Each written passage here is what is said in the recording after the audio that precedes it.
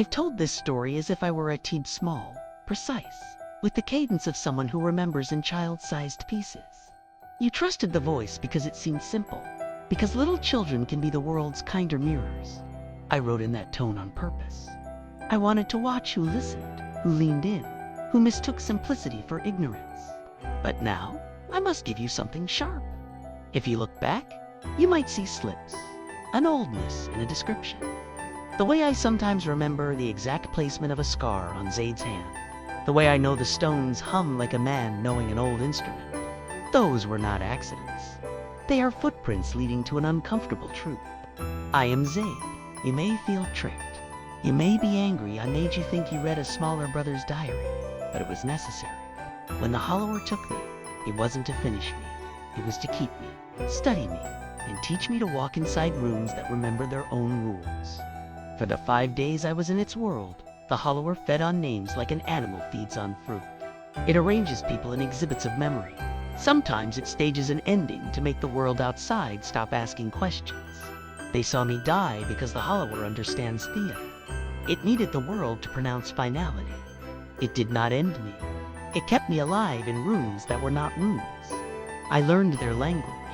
I learned how names can be given and seized. I learned the scene, the place where the Hollower's hand is weakest stand.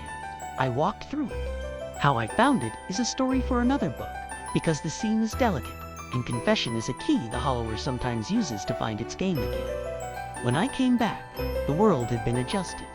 For me, it was 5 days. For them, 5 years. I didn't age. My family had lived through the damage of belief and the slow accretion of grief. They had kept my grave tended as if that could hold me in place. They had not left, because you do not leave a grave twice. They remained in the house that had both loved and betrayed them, waiting and holding and hoping. I am grateful. I am not whole.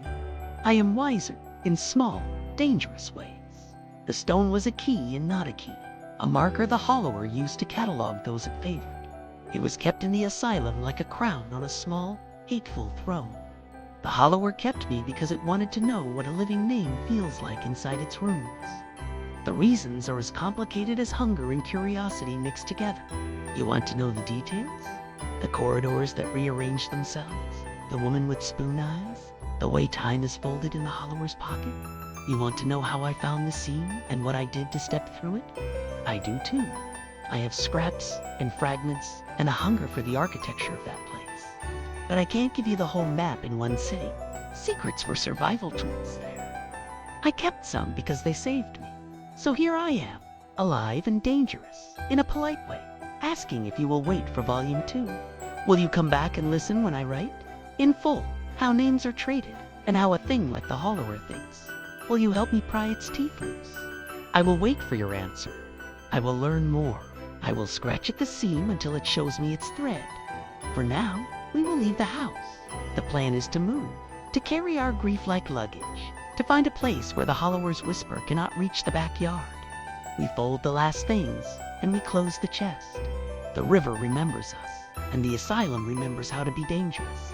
We will not forget, because forgetfulness is a tool the Hollower likes, but we will try to live and to keep our names close. Will you come back for the rest? I will be here, and I will tell you what the Hollower taught me about names, and how it felt to be a boy in a place that keeps time different. I want to know it as much as you do. Subscribe and stay tuned for the next chapter.